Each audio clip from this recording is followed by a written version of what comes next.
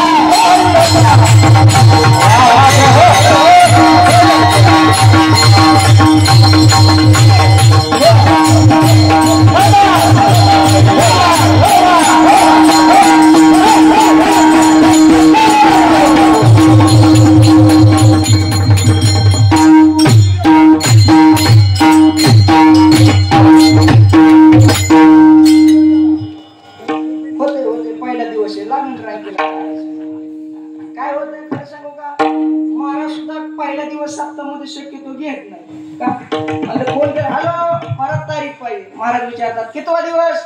पहिला. दुसरा तिसरा असला तर बघा पुढला.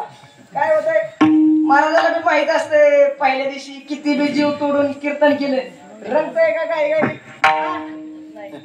आणि खरं सांगू का मी मुद्दाम पहिला दिवस घेतो. कितवा दिवस त्याला काय असतं भगवंताचं नामचिंतन करायचं, भगवंतासाठी कार्यक्रम करायचा. ते रंगण पडणं कीर्तनाचा विषय काय होतं. पहिला दिवस डॉक्टर साहेब पहिला दिवस घ्यायचं म्हणजे काय होतंय लोक ऍडजस्टमेंट करतात. पहिला दिवस असतात लोक म्हणतात निलेश महाराजाचं कीर्तन आहे काय? कितवा दिवस आहे? पहिला दिवस आहे. चालायचंय काय? लोककडे आज लय दमलेवणी झाले, आज लय मका खोडली, काय अजून 5-7 दिवस जाऊ उद्याच्या, बरोबर ना? असं नाही. नको नको गाड्या अजून 10 राहिलेत बघा. उद्यापासून जरा 10 लवकर काढू आणि मग उद्यापासून काय करू बाबा जाऊ. मग आजचा दिवस जाऊ द्या काय चालूच असते. मग पहिला दिवस बाबा यासाठी घ्यायचं. आज काय महाराज म्हणून एखादा शब्द चुकीचा गेला लोक मला जाऊ द्या मरू द्या. काय होता दिवस पहिला लोक ऍडजस्टमेंट करून घेतात म्हणून आपला पहिला दिवस घ्यायचा. मला टेन्शन आहे चुकू हुकू महाराज काय हो. पण आजचं पहिल्या दिवसाचं कीर्तन म्हणजे पायाभरणीचं कीर्तन आहे. आजच्या महाराजांनी पाया भरल्याशिवाय उद्याच्या महाराजाची बिल्डिंग होऊ शकत. अजून सांगू का सोपं? आजच्या महाराजाचं कीर्तन म्हणजे पंतरवाडीचं कीर्तन आहे. पंतरवाडीचं आजच्या महाराजाचं कीर्तन म्हणजे पंतरवाडी आहे. उद्यापासून तुम्हाला अनेक पंचपक्वान खायला मिळते. पण ते खाण्याकरता ह्या पठ्ठ्याची खाली काय लागेल?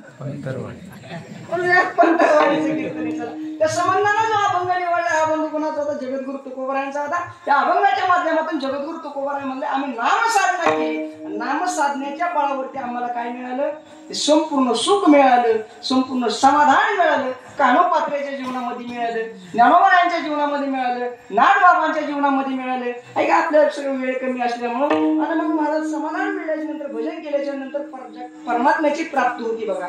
मग महाराज तुम्ही म्हणता महाराज काही बी सांगायला लागले देव कुठे भेटत असतो का हो? ज्ञानोबारायांना महाराज आई वडिलांना महाराज देहांत प्रायचित्त घ्यावं लागेल. ज्ञानोबाराय महावैष्णव झाले.